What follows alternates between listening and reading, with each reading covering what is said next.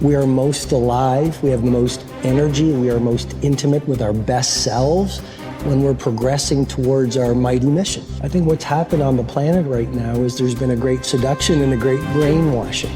When we are kids, we want to be astronauts. We want to do all our dreams. And we're full of curiosity, and we're loving, and we're passionate, and we're strong. We're not afraid to be ourselves. But as we leave the perfection of childhood, the hypnosis and the brainwashing begins. Be reasonable. So that's our nature, but our parents give us limitation based on their limited psychology. And don't sing too loudly, don't dream too big, don't be too passionate.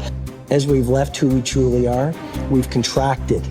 And now it's all about staying safe in the world versus going out there and letting our brilliant, our primal genius shine.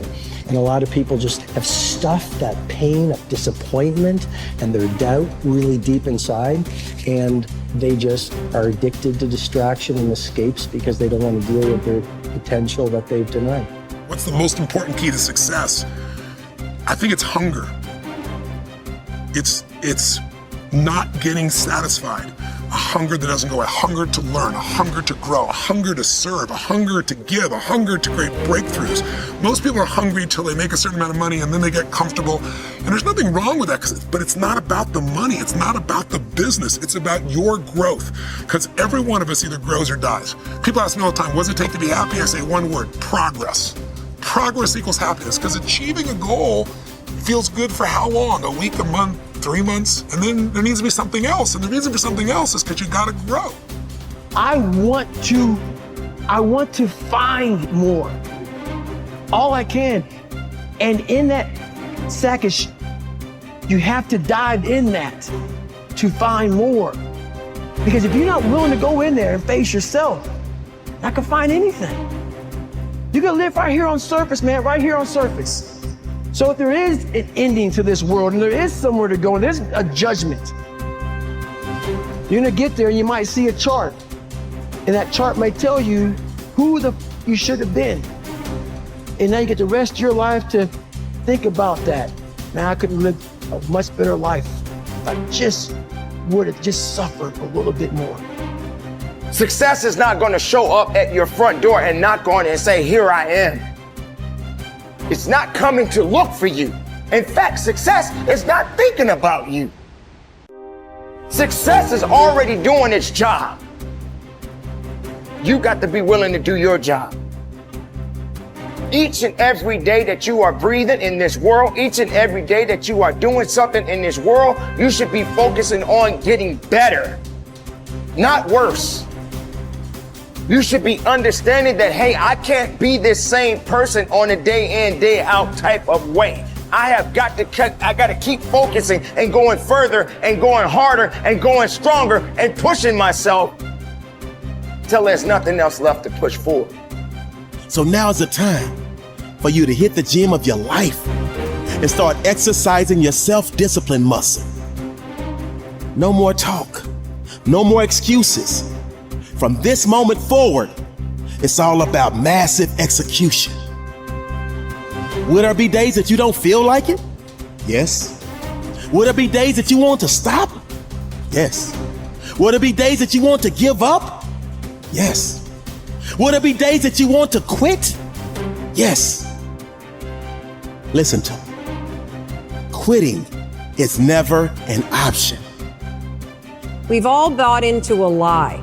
We've bought into a lie that confidence is belief in self. And so when you're in a situation which is normal, where you don't believe in yourself, you're like, oh my God, I have no confidence. The truth is, and I want you to walk out of here with a new definition of confidence. Confidence is the willingness to try. Because when you try and you take action, what happens, and what's happened for France, is that when she sees herself taking action, what happens is she sees herself being the kind of person that takes action. So she has evidence that she can rely on herself. And that action is what builds confidence. It doesn't start with belief. The real way for most of us is not to wait to believe, but to push ourselves to act. And through the action, you will build the belief. We're built to walk uphill. And when you reach the pinnacle of the hill, you want to stop and appreciate the vision, but the next thing you want is a higher hill in the distance, because it's the uphill climb that it's from the uphill climb that we derive our value, and I mean this technically. So almost all the positive emotion we feel, especially the emotion that fills us with enthusiasm, and that's to be filled with the Spirit of God, by the way, because that's what enthusiasm means. That's experienced in relationship to a goal. And so in some sense, and this is part of the religious enterprise, you want a goal that you can never attain, right? So you can always move closer to the goal that recedes as you move towards it. You think, well, that's frustrating. It's like Sisyphus pushing the rock uphill. But it's not, because as you pursue that goal, you put yourself together and your life does get better and richer and more abundant. And that's why the highest levels of virtue and goal are in some sense transcendent.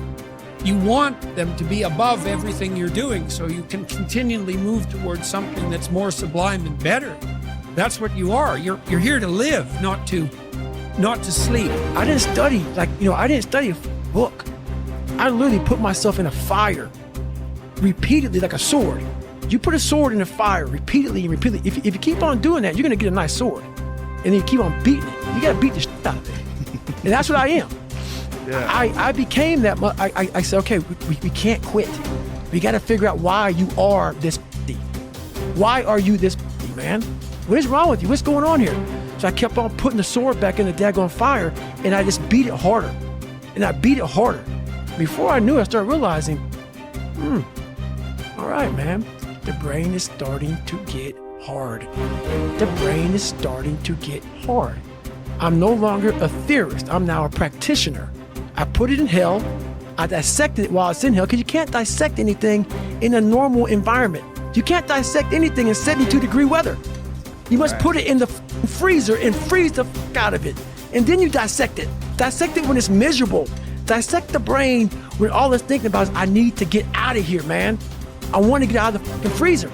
Open the door. And you said, nah, 5 more seconds, man. 5 more seconds in the freezer. And that's when you start to pick that brain apart. And that's what all this stuff did to me. I kept on putting myself back into the freezer or the fire and beating the out of myself, mentally and physically. Before I knew it, this is what happened. Ralph Waldo Emerson believed that anyone who had put their heart and soul into their work and had done their very best could hold their head up high. Merely talking about it or only putting in a modicum of effort wasn't good enough in his mind. It was all or nothing. He believed that doing your best was an admirable quality, and that although you might not always be successful, knowing that you had done all you could was often all that mattered. At least you could look yourself in the eye. This ethos is central to many youth movements, such as the Scouts and Guides, and is a great philosophy for life in general. Indeed, doing your absolute best in everything you do is something that we should all aspire to, and it doesn't matter if it's at school, university, work, or home. If you think about it, doing your best is also central to self-reliance, because it allows you not only to test your capabilities, but also helps you to learn and therefore extend them. It's only when you are at the edge of your ability that you can really test your mettle and see just how much you can depend on yourself. Only ever working inside your comfort zone or doing just enough to get by may be easy, but is rarely rewarding. And it never allows you to develop into a fully rounded person or realize your full potential.